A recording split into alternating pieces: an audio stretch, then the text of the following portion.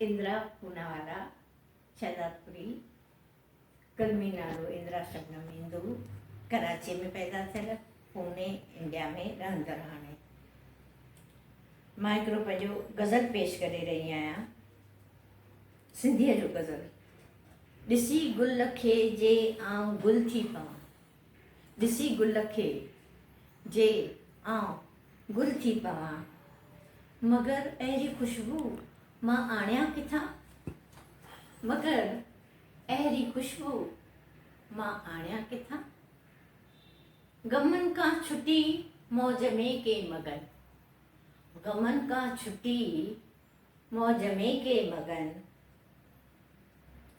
मगर अहिड़ी किस्मत मां पायां किथां, मगर अहिड़ी किस्मत मां पायां किथां।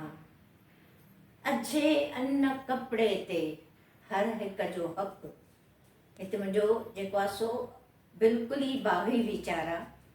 अछे अन्न कपिड़े ते हर कंहिंजो हक़, इहे कौल साथी मां पारियां किथां।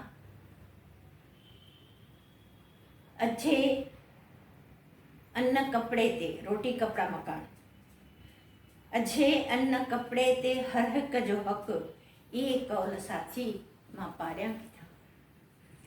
अंधेरो वेड़े वियो संसार खे, अंधेरो वेड़े वियो संसार खे, अमर ज्योति आख़िर मां आणियां किथां, अमर ज्योति आख़िर मां आणियां किथां। न कर सोच ॿरंदड़ मसइलनि मथां, दोस्त चवनि था इंदिरा शबनम तूं एॾी नाज़ुक आहीं, अहिड़ी सुहिणी सुठी ख़ूबसूरत आहीं, तूं छो थी वीचार करी। पर ॾिस, न कर सोच ॿरंदड़ मसइलनि मथां, मगर अहिड़ा सोच, मगर अहिड़ा सोच मां टारियां किथां, मगर अहिड़ा सोच ॿरंदड़ मसइलनि जा मां टारियां किथां। आख़िरी बंद मां पेश करे रही आहियां, जंहिंमें मुंहिंजो तख़लुस बि शामिल आहे।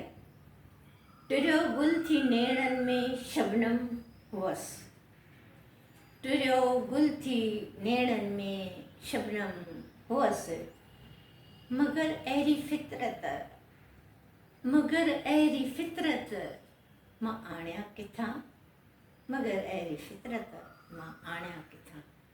नमस्ते।